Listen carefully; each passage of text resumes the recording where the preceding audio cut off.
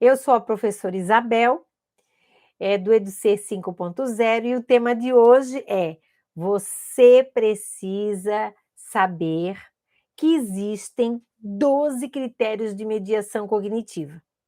Então, isso é fundamental.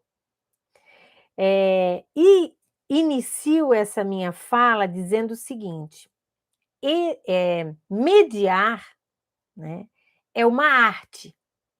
Mediar é uma arte. É uma arte de conexão. Você vai se conectar com a criança, né?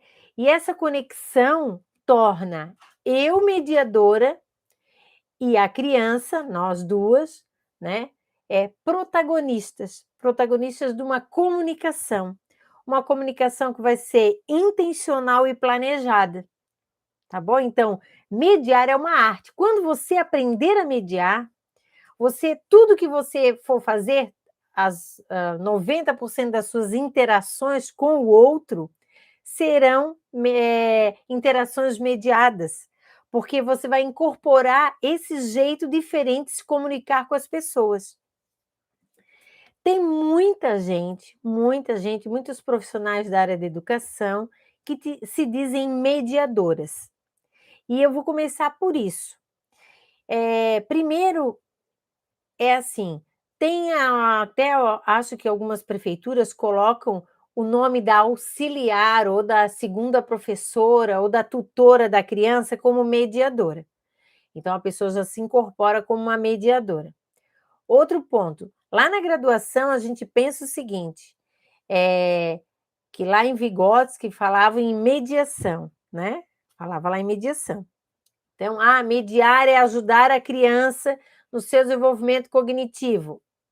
Então, muitas professoras, se consideram hoje mediadoras, mas a mediação que eu trato aqui é da mediação cognitiva, onde ela se constitui, onde ela tem a sua base em 12 critérios de mediação. E são esses critérios que eu vou apresentar para você hoje. Então, para você ser uma mediadora cognitiva, você tem que conhecer esses 12 critérios de mediação, porque ele é a base de toda interação que você tiver com a criança. Se você não sabe da existência desses 12 critérios de mediação, então você não pode ser uma mediadora cognitiva, né? Pelos critérios de mediação, você vai aprender a modificar a estrutura e o funcionamento cognitivo. O que é a estrutura cognitiva? E o que é o funcionamento cognitivo? Então, a estrutura é todo o nosso cérebro, que tem uma arquitetura maravilhosa, né? E que é todo conectado. Então, essa estrutura conectada funciona de um jeito. Na criança com deficiência intelectual, funciona de um jeito diferente, mas funciona. Por isso que ela come, ela sorri, ela fala, ou ela não fala, ou ela levanta o braço, levanta outro. Então, tudo que você faz hoje na sua vida passa por esse órgão, né, maravilhoso que é o cérebro. Então, a estrutura do cérebro, ela pode ser ativada e melhorada o seu funcionamento, desde que você utilize os critérios de mediação, que são 12 critérios. Então, para cada caso que vocês vão ver aqui, cada caso de criança, é necessário você trabalhar com 1 ou 2 ou até 3 critérios de mediação. Para que a mediação ocorra, é necessário sempre intencionalidade e planejamento. Então, a minha ação com a criança é uma ação planejada.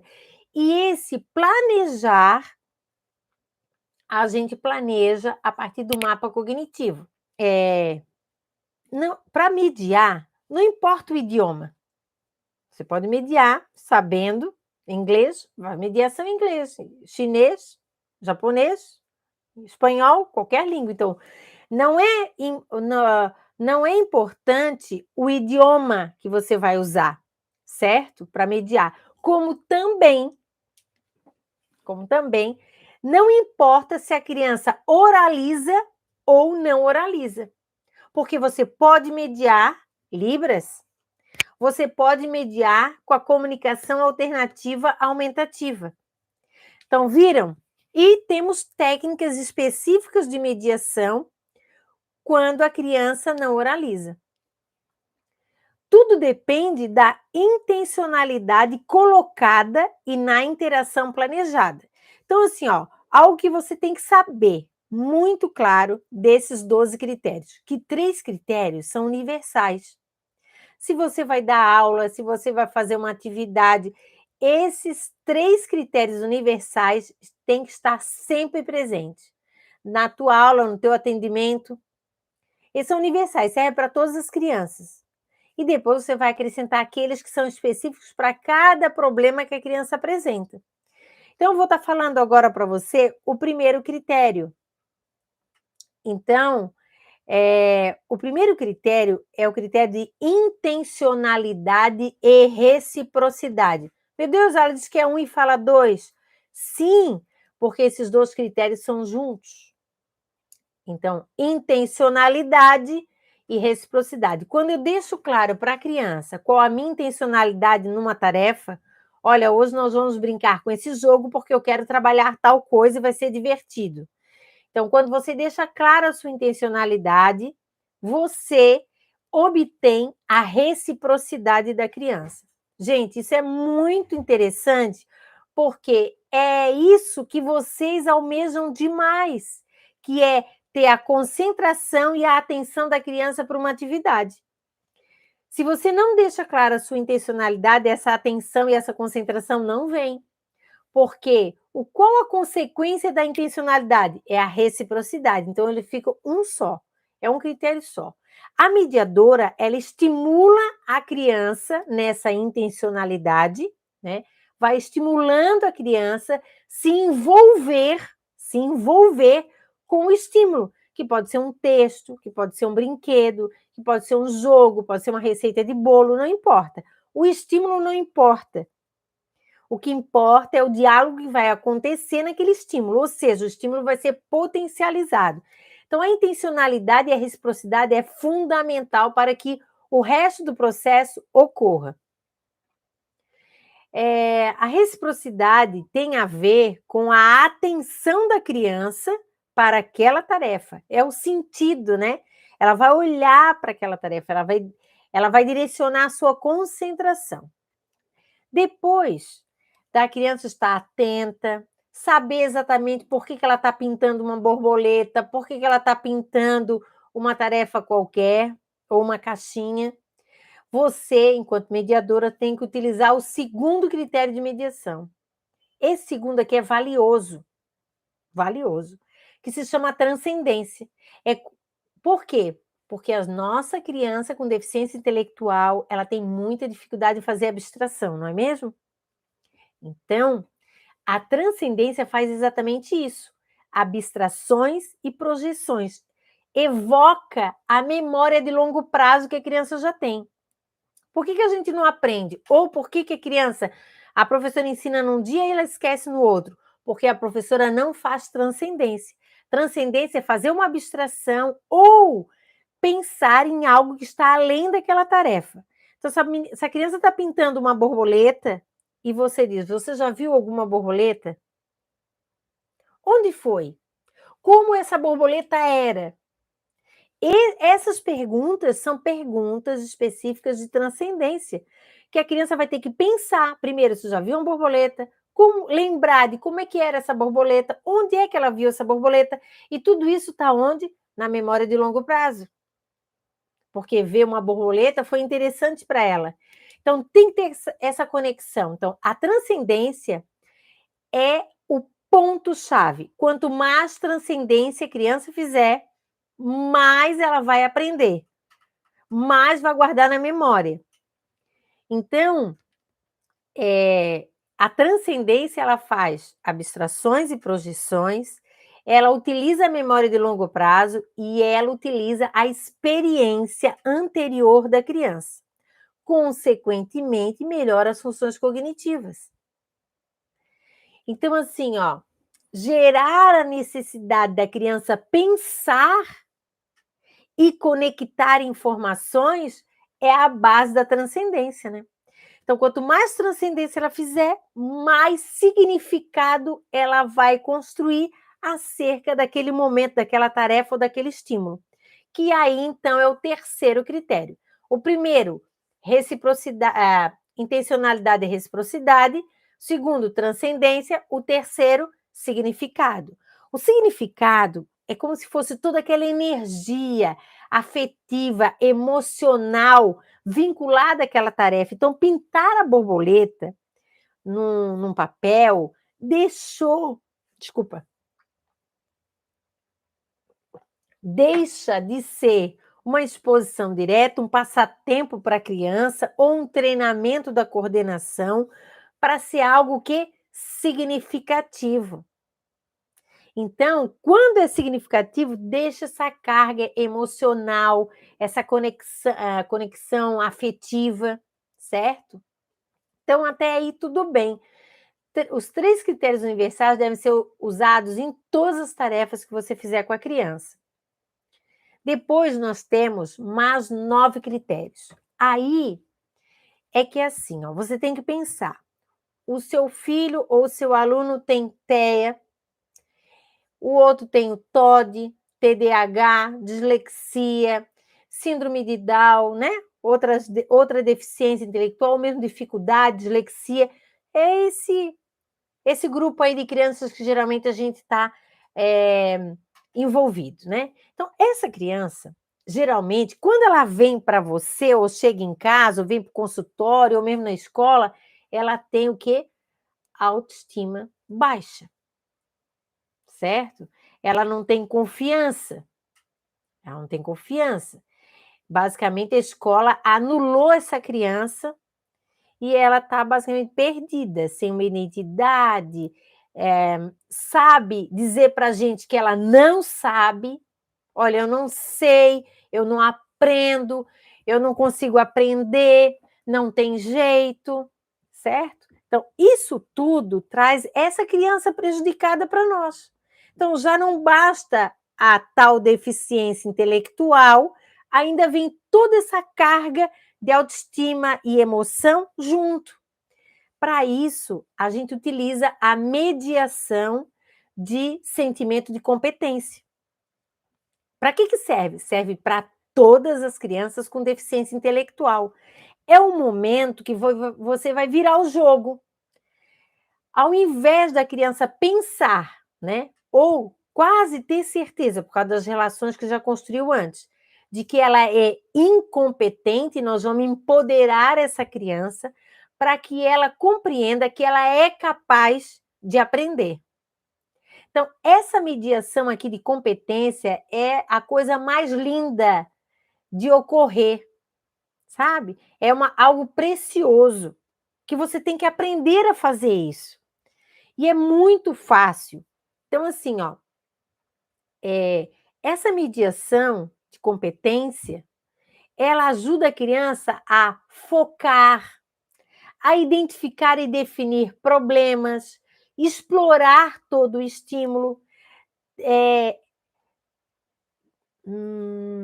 ela desenvolve a capacidade da criança de gerar a necessidade da precisão, da autoestima. E eu vou deixar uma dica para vocês aí. Olha, quem tem o quarto do seu filho lá, a caminha, ou mesmo na sala de aula, escreva essa frase e repitam todos os dias com as crianças. Sou inteligente, sou capaz. O que mais é possível. Por quê? Porque o nosso cérebro tem um mecanismo de captação do som. E o som é uma área toda específica que é tratada esse som, e esse som entra para construir um significado, para construir uma intenção, certo? Então é importante você fazer essa repetição com as crianças. Olha, eu vou dizer para você, experiência própria, na minha escola onde eu trabalho, todas as salas de aula têm essa frase, independente se tem criança com deficiência ou não. E elas repetem todos os dias, 3 vezes por dia. sou inteligente, sou capaz, o que mais é possível. Porque o cérebro, ele não sabe se aquilo você pensou, se aquilo você escutou ou se aquilo você repetiu. Ele vai compreender isso como uma verdade. E vai, sou inteligente, sou capaz. Isso é algo positivo. O que vai acontecer com os neurônios? Eles vão liberar neurotransmissores responsáveis pelas questões emocionais positivas, certo? E isso vai ajudar também no processamento cognitivo.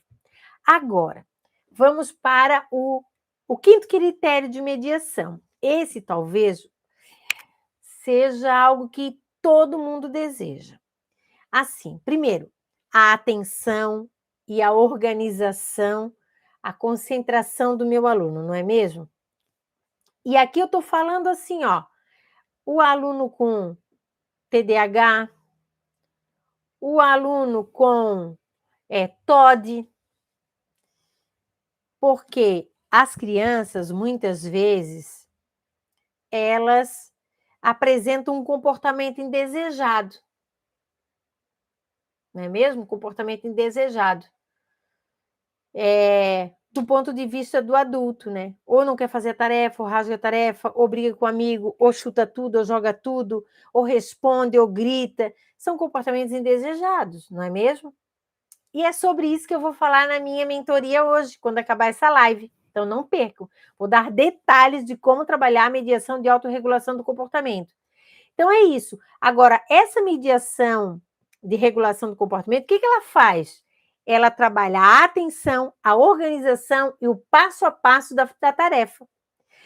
E a mediação de autorregulação do comportamento não é algo de fora para dentro, é algo de dentro para fora.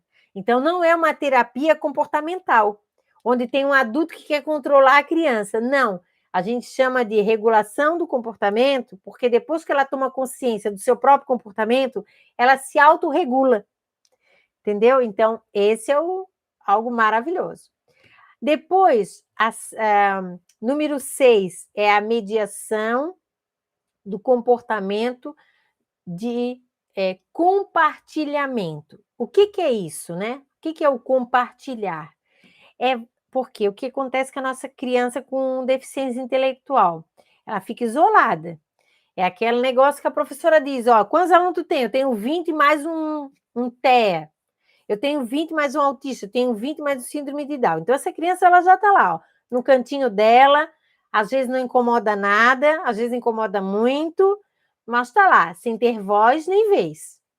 Então, a mediação do compartilhamento serve para a criança com paralisia cerebral, para ela mostrar para o grupo que ela também sabe, de um jeito diferente, usando uma articulação, às vezes, né, diferente.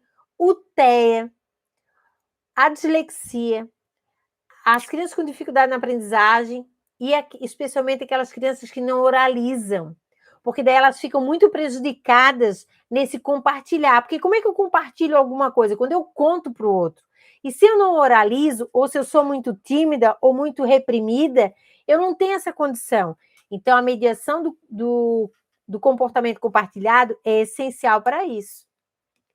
Depois, nós temos a mediação de individualização ou diferenciação psicológica. É a capacidade da criança perceber que ela pensa diferente dos outros, mas não quer dizer que ela tem que ser excluída de qualquer movimento.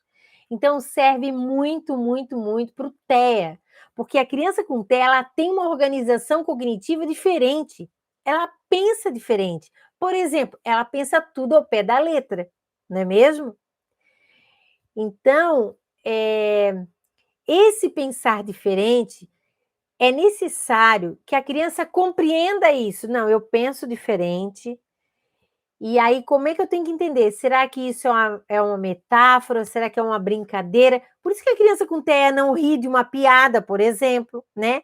Ou não acha engraçado um texto de literatura que seja mais, assim, com uma prosa, uma coisa mais diferente, né? Não consegue entender.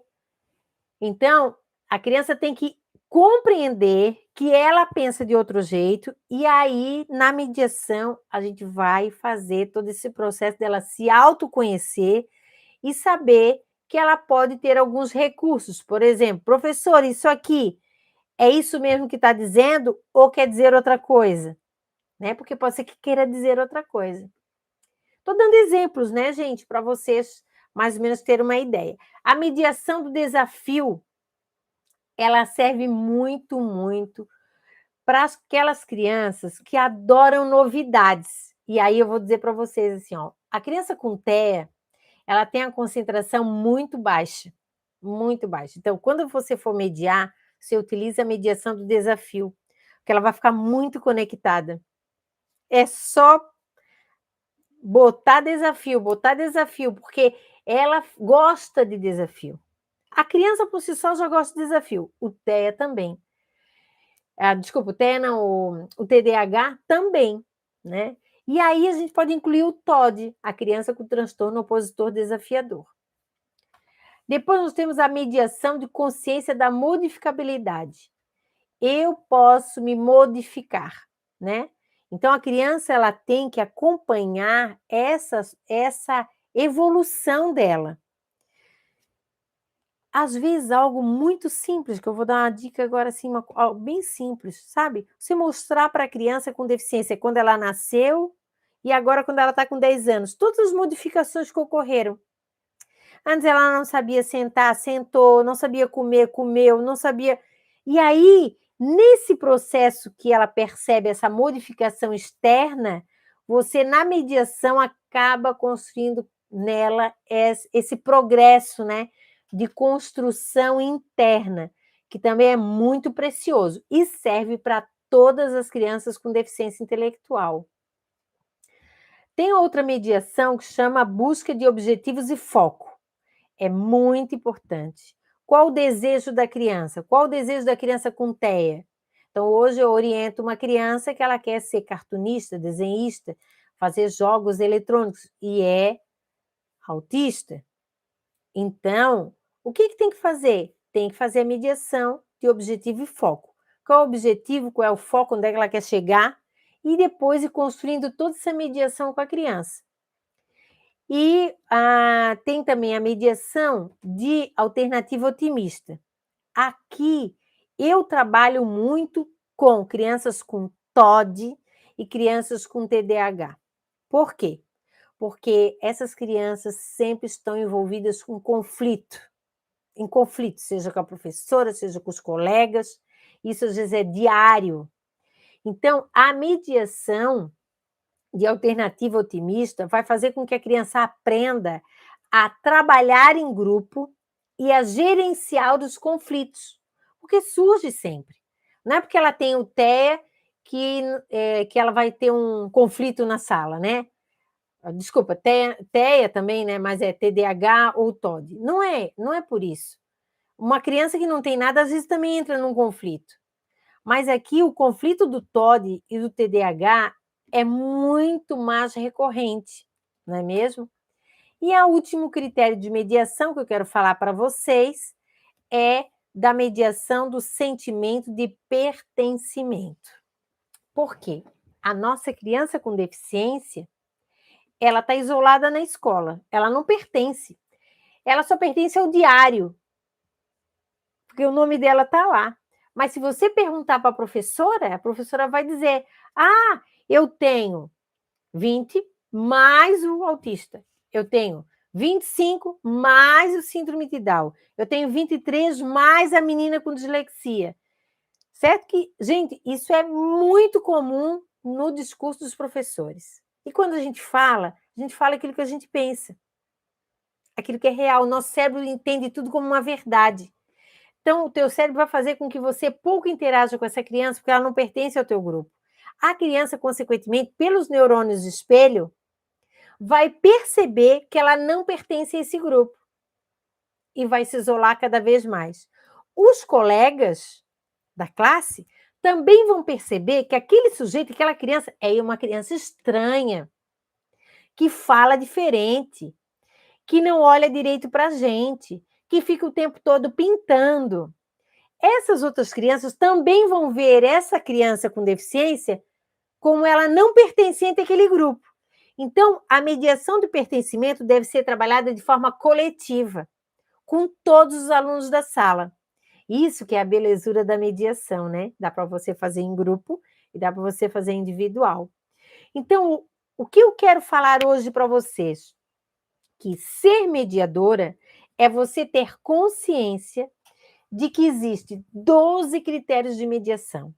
E nas mediações, possíveis mediações que você vai escolher o critério específico. Então, vamos imaginar, né? A minha criança com, com deficiência, com transtorno de atenção, déficit de atenção e hiperatividade. Essa criança, quando eu for mediar qualquer tarefa, qualquer conteúdo escolar, divisão, multiplicação, conjunto, sílabas, palavras, letra, alfabetização, não importa o que eu estiver mediando. O critério que vai sustentar a minha mediação é o critério de regulação do comportamento. Porque, por exemplo, se a criança vai querer fazer rápido, aí, se ela fizer rápido e acertar ou errar, não importa. Importa que você vai fazer ela pensar sobre o que ela fez. Então, você vai dizer, por exemplo, você pode me explicar como você conseguiu fazer? Aí ela vai ter que falar o passo a passo. O passo a passo. E aí ela mesma, na mediação, vai descobrir que tem um erro. E aí começa a mediação. Como é que a gente pode evitar o erro? Por que que ocorreu esse erro? E aí começa toda a mediação.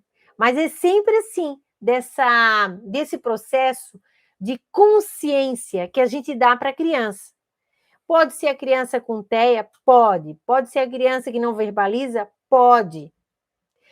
Olha, gente, eu sei que tem muita gente aqui me acompanhando no YouTube, no Facebook, no Instagram. Então, assim, ó, você tem que conhecer a mediação. A mediação ela já existe há muito tempo, certo? Como uma estratégia. O que que acontece? Quando você faz um curso de psicopedagogia, de neuropsicopedagogia ou de educação especial, por exemplo, você vê muita teoria e você vê muita coisa comportamental, né? Como fazer com que aquela criança permaneça sentada, como fazer com que ela escreva, como alfabetizar essa criança. Agora, o que que essas áreas não te ensinam? A como alfabetizar uma criança com deficiência intelectual. Ou como alfabetizar uma criança com dislexia. Como fazer com que a criança aprenda as operações básicas de matemática. E aí, consequentemente, se você vai fazer atendimentos clínicos, você não aceita criança com deficiência intelectual, só que elas têm um pouquinho de dificuldade na aprendizagem, que é mais fácil, né? É muito mais fácil a gente arrumar a dificuldade na aprendizagem do que a gente trabalhar com a deficiência intelectual. Então, a mediação ela veio como estratégia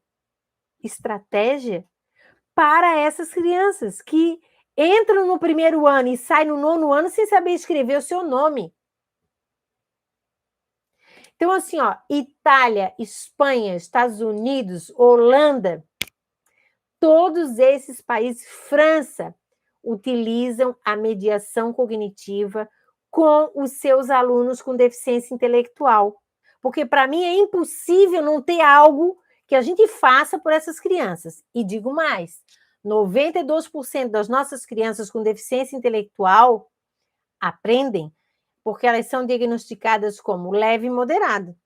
As severas, talvez ela não consiga se apropriar de tudo que tem na escola, como a alfabetização, mas elas vão aprender várias coisas que vão ajudar elas numa forma de autonomia, de cuidar de si, de ir num supermercado, de trocar o dinheiro, sabe? Então, isso vai beneficiar essa pessoa para que ela não se torne tão dependente de uma outra, né, quando for adulto. Então, gente, há possibilidades. Um beijo grande para vocês e até mais.